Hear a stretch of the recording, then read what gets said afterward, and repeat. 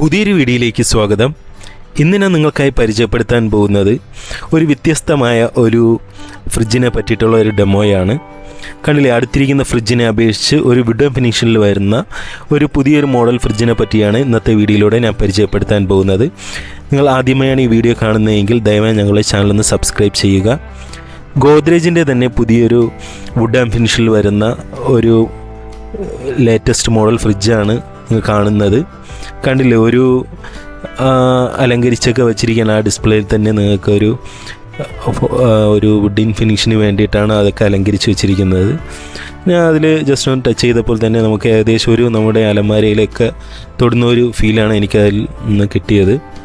മറ്റുള്ള ഫ്രിഡ്ജിനെ അപേക്ഷിച്ച് തന്നെ വളരെ വ്യത്യസ്തമായിട്ടാണ് ഗോദ്രേജ് ഈ ഒരു മോഡൽ അവതരിപ്പിച്ചിരിക്കുന്നത്. ഇതിൻ്റെ തന്നെ വേറൊരു കളറും കൂടി നിലവിൽ മാർക്കറ്റിൽ അവൈലബിൾ ആണ്. ഇതിൻ്റെ തന്നെ കുറച്ചുകൂടി ഡാർക്കായിട്ടുള്ള, അതായത് തേക്ക് മെറ്റീരിയൽ വരുന്നതാണ് കമ്പനി ആവശ്യപ്പെടുന്നത്. ആ ഒരു മെറ്റീരിയൽ തന്നെ ഈ വേറൊരു കളറും കൂടി ഇവർക്ക് അവൈലബിൾ ആയിട്ടുണ്ട്.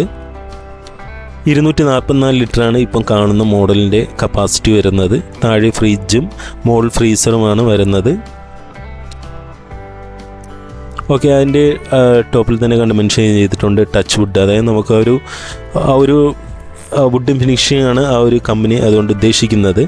പിന്നെ ഇതിൻ്റെ മെയിനായിട്ടുള്ള അഡ്വാൻറ്റേജിലോട്ട് നമുക്ക് കിടക്കാൻ 95% ഫുഡ് സർഫസ് ഡിസിൻഫെക്ഷൻ, അതായത് നമുക്ക് ആ ഒരു 95% വരെ നമുക്ക് ആ ഒരു അണുമുക്തമാക്കും എന്നാണ് പറയുന്നത് കമ്പനി. പിന്നെ ഫാം ഫ്രഷ് ആയിട്ട് നമുക്ക് 24 ഡേയ്സ് വരെ ഫ്രൂട്ട്സ് വെജിറ്റബിൾസ് തന്നെ വളരെ ഫ്രഷ് ആയിട്ടിരിക്കും എന്നാണ് കമ്പനി പറയുന്നത്.